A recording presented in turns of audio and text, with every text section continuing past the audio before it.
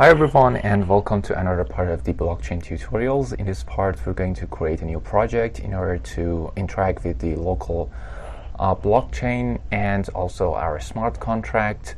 So we've got a smart contract that we need to interact with. We need to deploy it, compile it first, deploy it then, and also interact with some of the functions that it has. So we're going to choose one of them from the previous course that we worked on the Remix IDE, but notice that here we need to interact with it using the libraries of Web3 and also compile it with a library called Solk. And so we're not working with Remix IDE anymore, so we need to get the file of the smart contract, download it, and use it in our project. So first of all, I need to create a new project using Node.js. Notice that we're going to first get started with Web3.js and then go after the Web3.py. So the first thing we're going to work with is Node.js, and then we're going to go after Python. So for Node.js, notice that it has a greater community, Web3.js, compared with the Web3.py. So that's why we're going to get started first with the Web3.js, so that you put it in the priority. So learning Web3.js is going to help you much more. Also, we're going to go after the frameworks of Node.js in blockchain, such as Truffle and also Hardhat. And also for Python, whenever we get started with Web3.py, we're then going to go after Brownie. So the first thing I'm going to do here, I'm gonna switch to cd blockchain. So I'm gonna cd to the blockchain projects directory. So tutorial projects.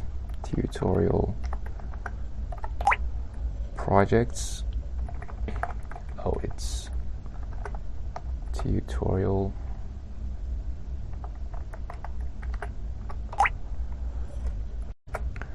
Actually, tutorials. So tutorials projects, and then so it can be any folder inside your computer. And then I'm gonna create a new directory here for our first project. So I'm gonna name this local, just because we're gonna work with the local smart contracts, local blockchain for deploying our smart contracts. So mkdir local and cd local. And now we're ready to create a new project, npm init. So now I'm gonna name this project local, just 1.0. This is a version that we can choose. Description, entry point is index.js, test command, get repository. So I'm gonna skip all of these parts. You can add any one of them whenever you want. So this is the name of our group, the author, and here we go. So yes, and we're ready. So now let's run ls. We've got package.json at first, so we need to install some libraries such as Solk, Web3, so that we can use them. Notice that the first version I'm gonna install is Web3, so we need a specific version of Web3 because Web3 is updating it every day, so we need to make sure we use the correct one. So if you run npm install web3, it will install the latest one, but we don't need that. We need a specific version so that you don't fall into the pitfalls of deprecation of functions. So make sure you install this version that I'm installing. So 1.5.2 is a version that we want. Also, we need to install the Solk library, which is the compiler of Solidity smart contracts. So we'll compile it for us, and we need a specific version of Solk. So notice that we've been using 0.8.0 in Solidity, so Pragma Solidity 0.8.0. So for Solk, we also need the very same version. Now it's been installed, and now we need to npm install the Solk version, so the specific version that we need. So Solk at 0.8.0 which is the same version we're using in Solidity.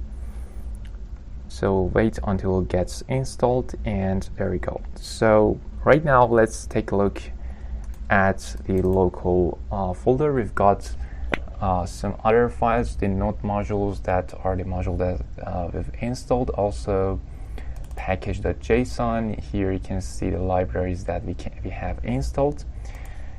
And now what we can do is to run touch index.js, and it will create a file called index.js. If you run ls, you'll see that we've got index.js, which is the file we're gonna write our scripts in.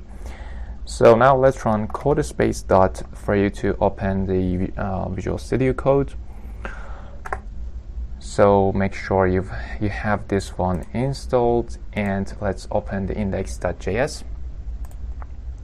Also, you can open the terminal here so that from now on we can run our project from here.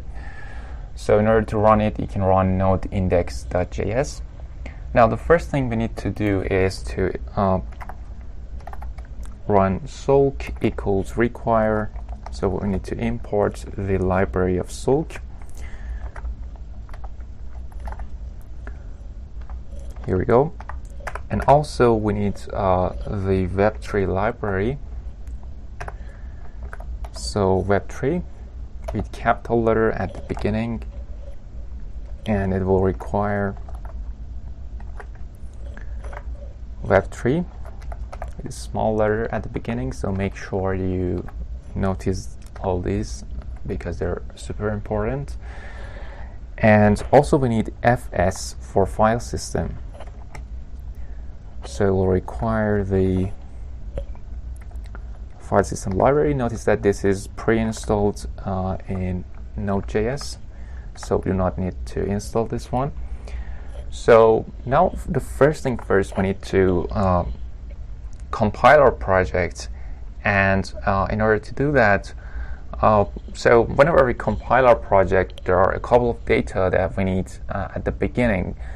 So these two data are bytecode and ABI. So every smart contract when it gets compiled, it has bytecode and also ABI, which are the short forms of the smart contract itself that has been compiled.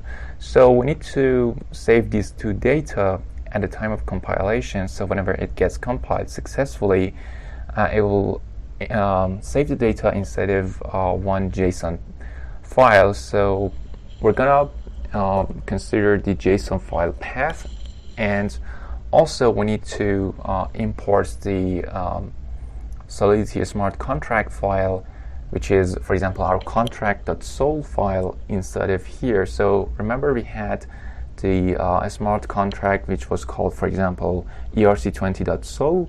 So we need to download it from Remix ID and enter it here, or you can write the whole smart contract here in a file called erc20.sol, or I don't know, simple storage.sol, or whatever you name it. So the function that we're going to write here, so let me first write it for you to understand. I'm gonna name the function compile, and so we need the contract file directory and also the JSON file path. So JSON file path. So we also determine a path for a JSON file that needs to be saved inside of our directory, and it will contain the ABI and also bytecode. So let's stay right over here and also copy and paste the file of our smart contract here. So now I did this. So the simple token.sol is a project that we worked on in the previous course. So this is a very simple kind of smart contract that we can interact with. It has a function called transfer. So we create a token and it has an initial supply, and then using the transfer function we can transfer the tokens to any other account. So here, this is a very simple token smart contracts. It's not ERC20. This is one of our very first smart contract that we worked on. So it's a very simple one, and we want to get us started with that simple smart contract, right? So this function will anyway get the smart contract name and function. We'll get any smart contract, so you can enter any smart contract that you like and compile it here using this function. So this is more kind of a clean code if you import the name of the file and its path here in order to make it much more cleaner. Anyway, so the first thing we need to write instead of this function is var input, and so open the brackets. So here we need a number of variables for the input of the compilation of the project. So we need language. So the language is Solidity, and we need the sources.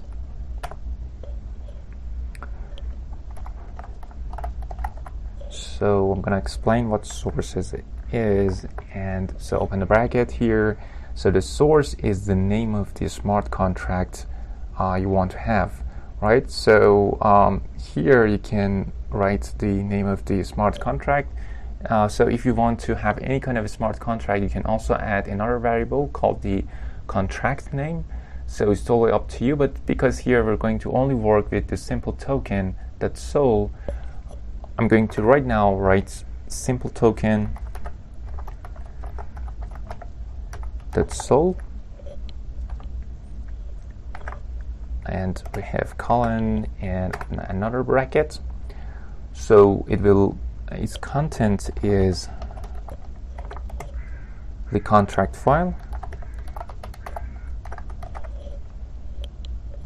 Here we go.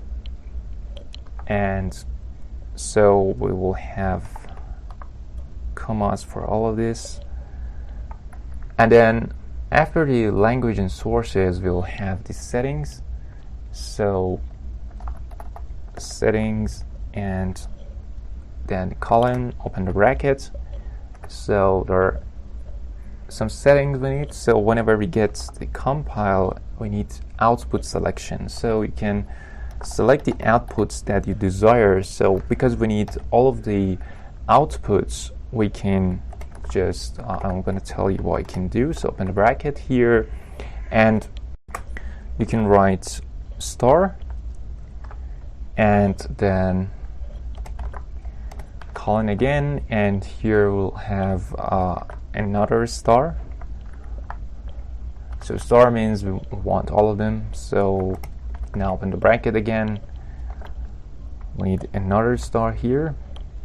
But if you want any kind of specific data and only that, you can only write the so here we need square brackets, okay? Star, and here we go. So don't forget about the comma, and so comma here, and also here, and so there are a number of brackets that are getting closed.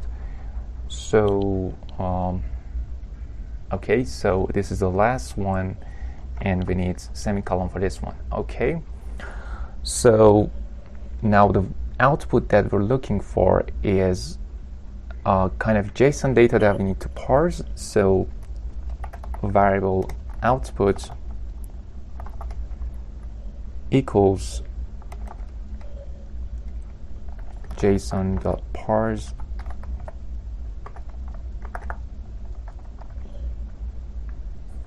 sulk.compile.